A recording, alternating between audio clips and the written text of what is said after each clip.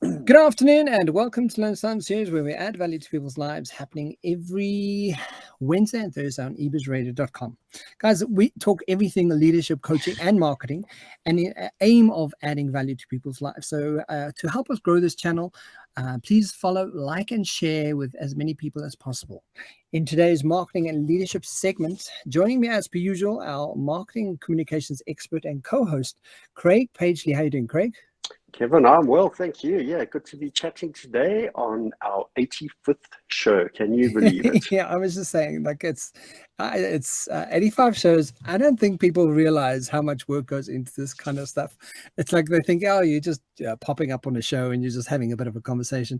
But I mean, like you spend hours and hours, researching this, and I do with the other shows as well. It's not just a quick flash in the pan kind of process. It's quite the process to get to where we're doing this. Correct, it's not. And the most important thing is to find credible content that we can have conversations around, and there's a lot out there, but it's about finding different components around a similar topic that can either give different points of view and at least leave our listeners with some decision making on their own. But definitely it takes once the content is compiled and I've got resources and the reports that we work from, it takes probably 6 hours to get a flow in place for us.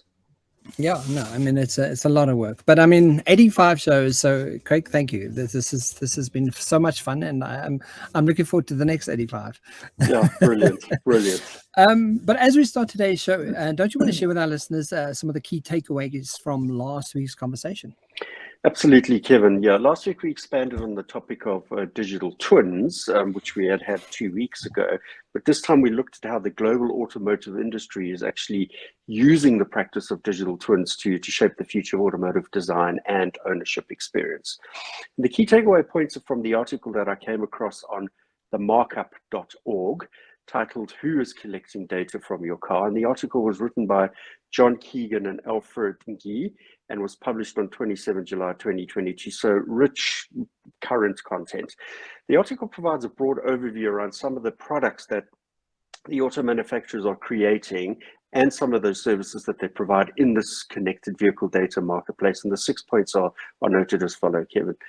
Car manufacturers, or OEMs, or as many of them are known, are directly responsible for and control of the collection of most vehicle data used to sell maintenance plans, emergency roadside programs, and other driver convenience propositions.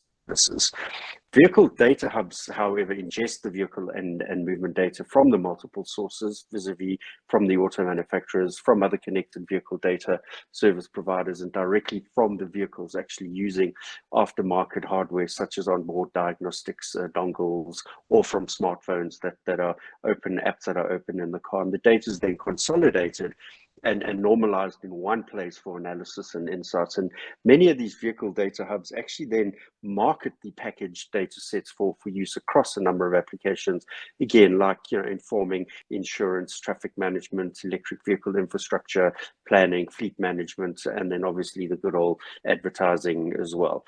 The third point is navigation and in-vehicle infotainment. These companies provide dashboards with driving directions, music, and third-party apps. The fourth point was insurance companies create usage-based insurance and other products that offer discounts or premium increases based on the actual driving data. And we referenced again Discovery Health in South Africa, looking at speed, braking behavior, fuel consumption, and frequency of trips.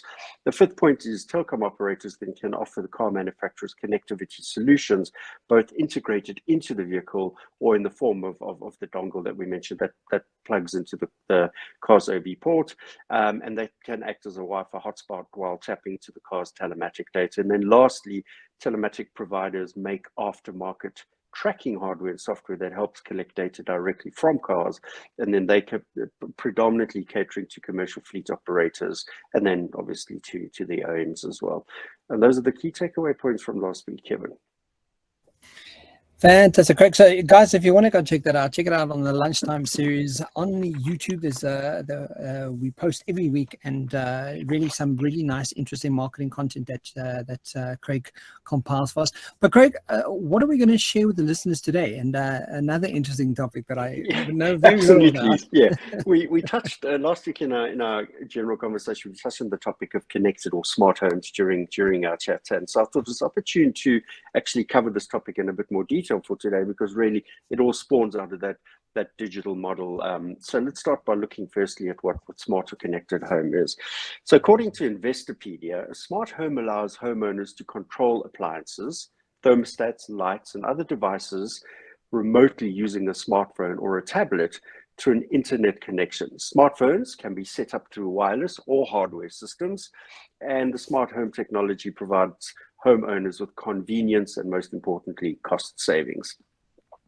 According to Wired.com, I really like this one, is the smart home is a place that anticipates your needs and empowers you to fine-tune your environment. Really great statement. And then according to the good old default wiki, home automation, or domotics, as in domestic, domotics, is building automation for a home, called a smart home or a smart house. And a home automation system will monitor and or control home attributes such as, again, lighting, climate, entertainment systems, and appliances. And it may also include home security such as access control and alarm systems. Kevin, a growing area in this whole home, a connected home proposition.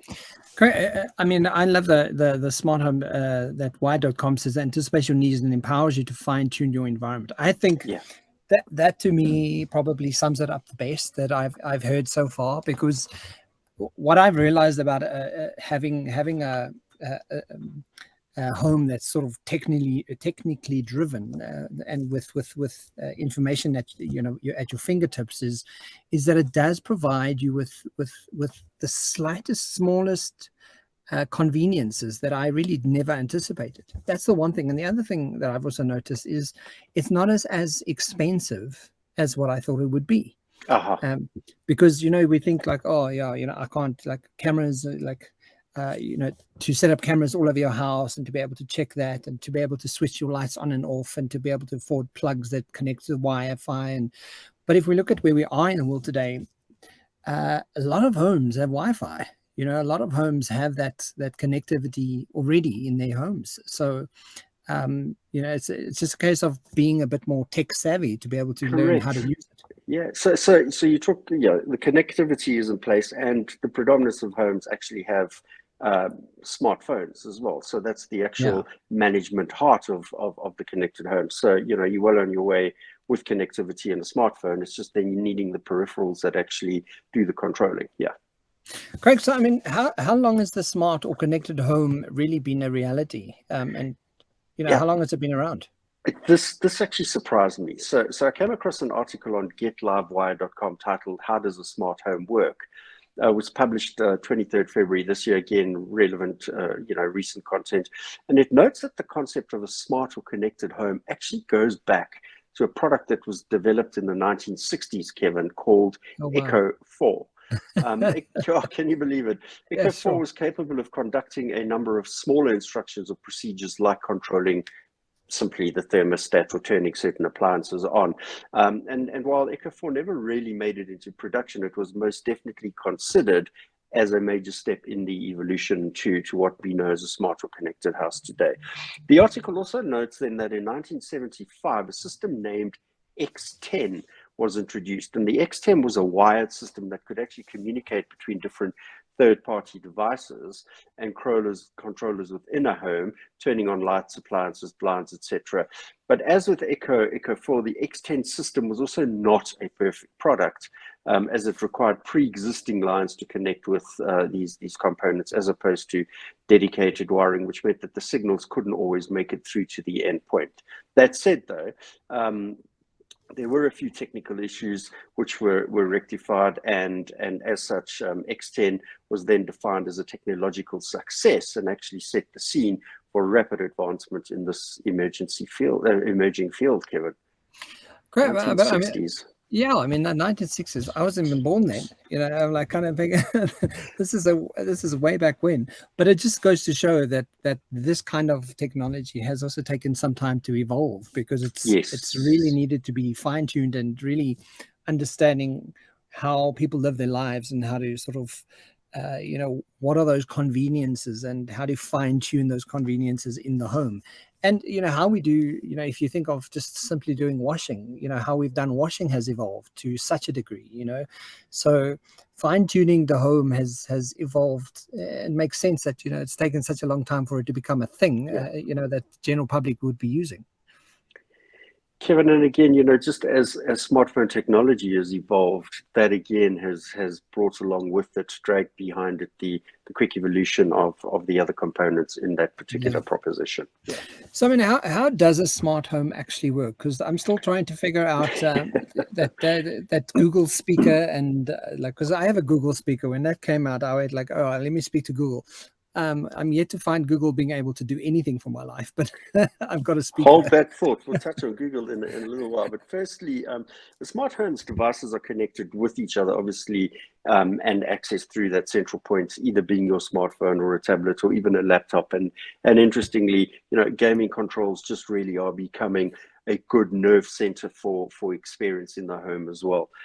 Household components such as door locks, televisions, sets, thermostats, home monitors, cameras, lights, and even the appliances like refrigerators, Kevin, can be controlled through one single home automation system. The system is installed on the mobile device or on any of the other network devices, and it allows users to then create time schedules for the various components to be activated, turned on, turned off, etc. And the scheduling is an important part of the success. You'll also recall that we mentioned AI a few times in last week's conversation. Artificial intelligence really playing an important role in the effective operations of smart or connected homes, Kevin, with smart home appliances coming with self-learning skills, so that they can actually learn the homeowner's schedules and make adjustments as needed.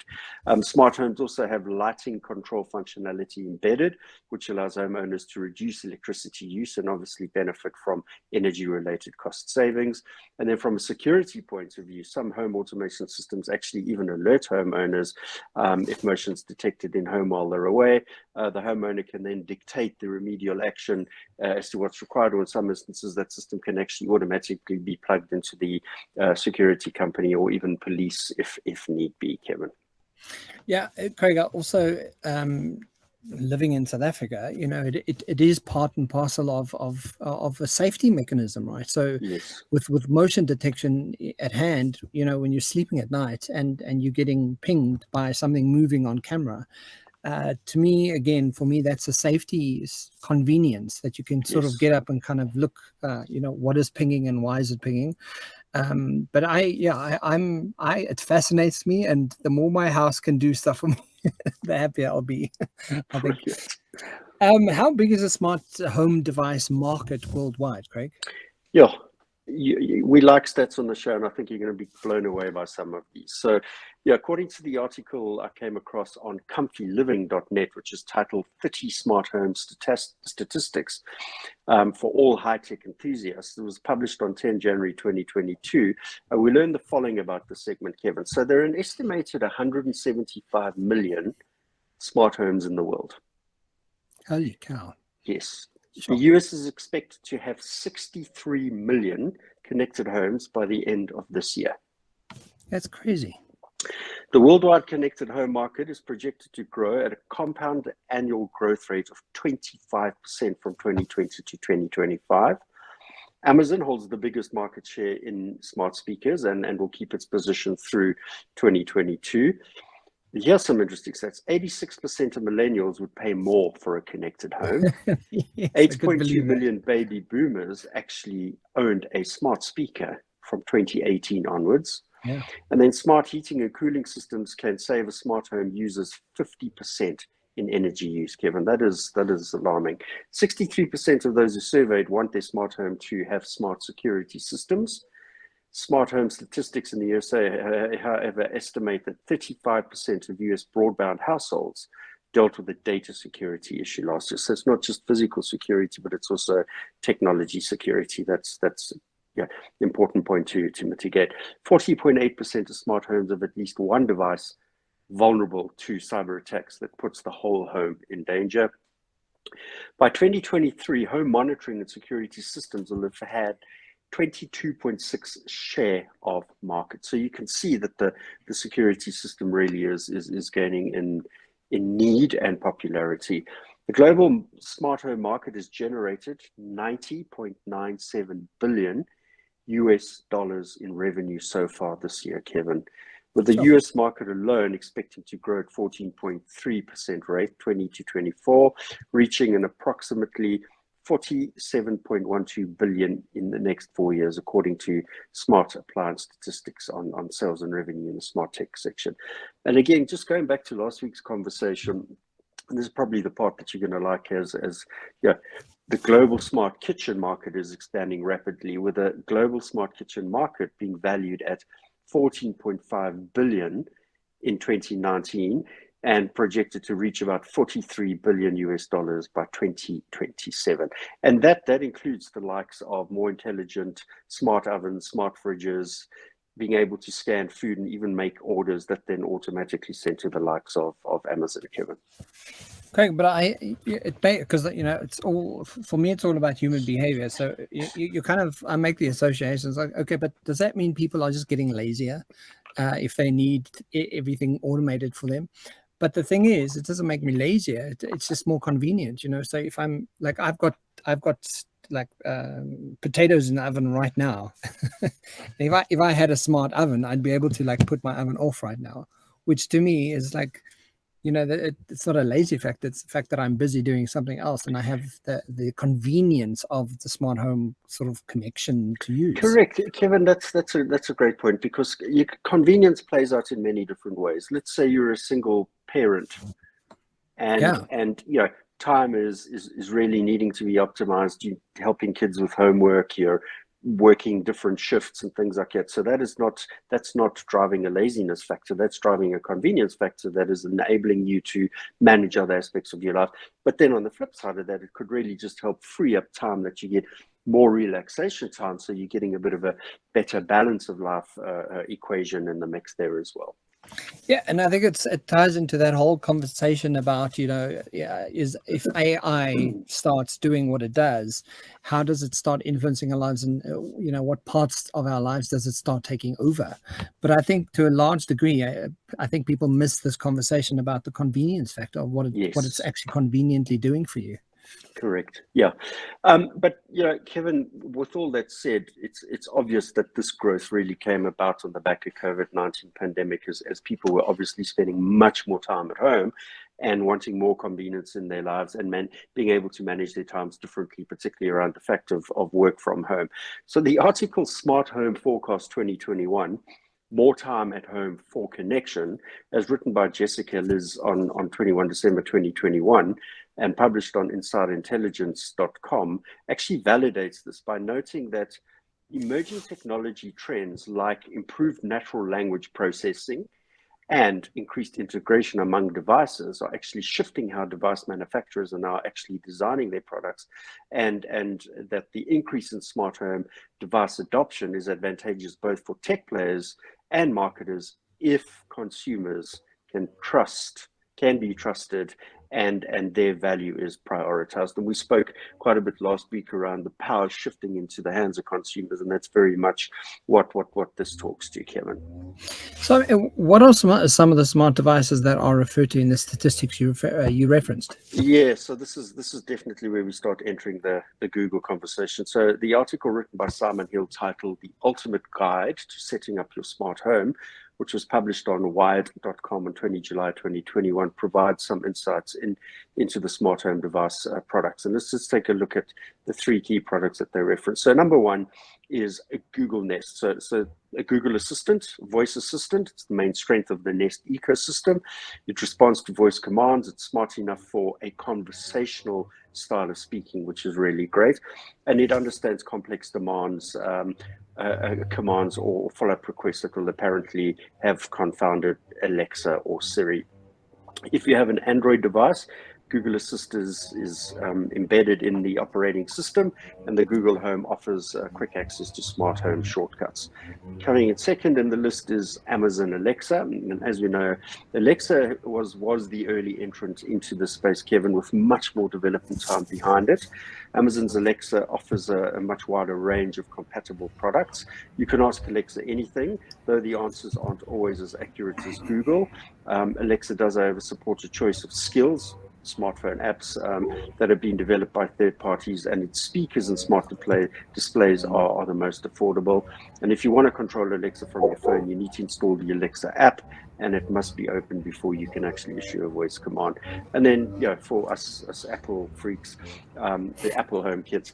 Yes. HomeKit, is the most restrictive of the three, but it's still the best option for iPhone owners. Apple's tighter control over third-party certification ensures much smoother operation for the supported devices. You won't ever find as many HomeKit supported devices as with Alexa or Google, Kevin, but the major smart home brands are all covered in that space. Apple's Home app is apparently easy to use, devices are easy to set up, and its platform is the most secure. Apple collects less data by default, and data is kept on the device whenever possible. If you want to control your devices when you're away from home, you need the HomeKit Hub device, such as the HomePod Mini, the Apple TV, or the iPad. And Siri is unfortunately the weakest of the three voice assistants, Kevin. Well, I 100% agree. So Apple, if you're listening, please can you do something about Siri, because it's just not working. And because I'm one of those people that will drive and have lots to kind of get done, and just getting Siri to hear me, like set this in my calendar or set this up as a reminder. Sometimes Siri doesn't even respond, and it's Siri's even said to me, just hang on, I'll get back to you in a second, or like I'm like, what are you thinking about? You're a robot. Like, how are you thinking? Like, yeah. So that's my comments to Apple. Oh, fantastic. What I did find quite interesting, though, Kevin, is that 29% of adults worldwide actually say they'd like to discover products or brands digitally through smart home devices, and that's a higher percentage than I thought would be recorded. And this was according to the August 2020 Facebook IQ survey. But another interesting article published by Jessica Liz, again from insiderintelligence.com, titled "What Should Marketers Do About Growing Smart Home Adoption?" Jessica notes that brands that focus, and again, the key point, that focus on consumer trust and are not afraid to experiment can increase their reach. And as more users adopt more smart home products, brands will have many more opportunities to actually reach and interact with their customers if they keep their privacy needs in mind. Consumers are much more likely to engage with increased brand interaction if they don't feel like they're under surveillance and that they know their data is secure. The real opportunity, however, is for marketers in adding value and not direct advertising. Smart home devices present marketers with many opportunities to add value to user experience and build brand awareness. And this gives brands an opportunity to reach new customers as well as new touch points that you connect with the existing ones. And you spoke about your potatoes in the oven. So the adding value would be the device knows that you're cooking and it knows that it's potatoes. What else did it bring you in the form of a recipe or other guidance on how to make the best potatoes, whether it's mash or roast or skinned potatoes. So those are the value layers as opposed to forcing a product ad directly back at you. Craig, for me, I do still think that even though Apple has come out and said that they would protect people's data to the degree we can turn stuff off, I do still think that the data security is a huge problem and a huge factor, and especially with smart homes, because if someone hacks into your house, they see everything. They see your cameras, they see your your alarm system, whatever. So I think, coupled with that, I think it's a massive consideration for security companies and for on how to secure data enough or well enough to not breach that, because I think this entire industry will have a really big problem if security is breached, right? Kevin, it just makes me think of one of the pet hates we have in South Africa is every single car park you go into, whether it's predominantly in terms of office parks and things like that for meetings, is you have to produce your driver's license.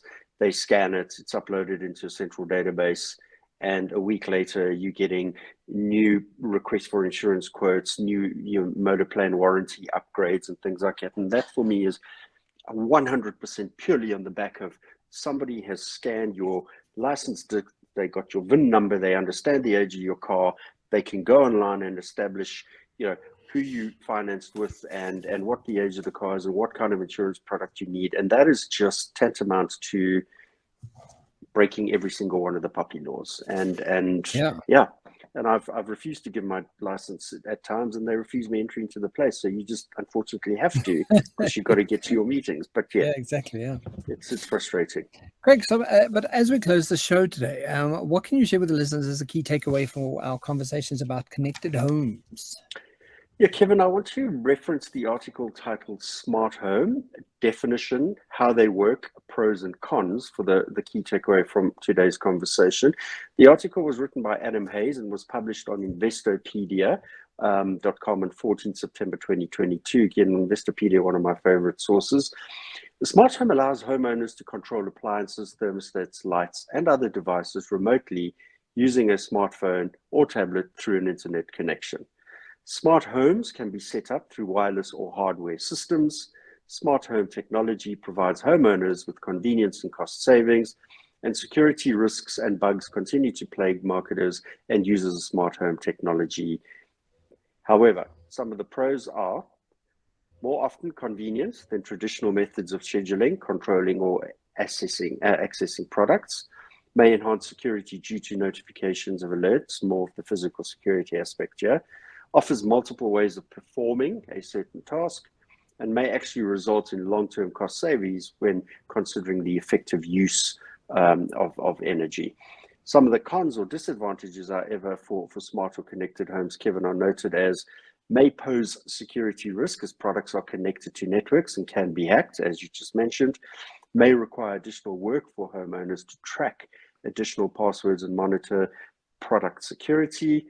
Cost is probably the biggest disadvantage of a smart home, often being much more expensive than the lesser quality smart products that you find in many homes. So obviously, it's all a cost ratio. You want the top of the range, you're going to be paying more. But there might also be a threshold point where the cheaper, smaller units are actually performing as optimally as the more expensive units. And then the last con there is the smarter connected homes require a steep learning curve, especially for those that are not technologically savvy. So in persona, steep learning curves as well, Kevin. And those are the takeaway points for today's discussion. Thank you for today's conversation. Guys, if you want to catch the Lunchtime series, happens every Wednesday and Thursday on eBizRadio.com, and you can catch the Lunchtime series on YouTube and download the podcast at all your major outlets. Craig, thank you for the conversation and looking forward to next week. 86, yes, and I'll find a nice thread on how we can grown from digital twins to smart homes to something connected. Fantastic. Craig, have a fantastic week. Chat to you later. Too. Thanks a lot, Kevin. Cheers. Bye.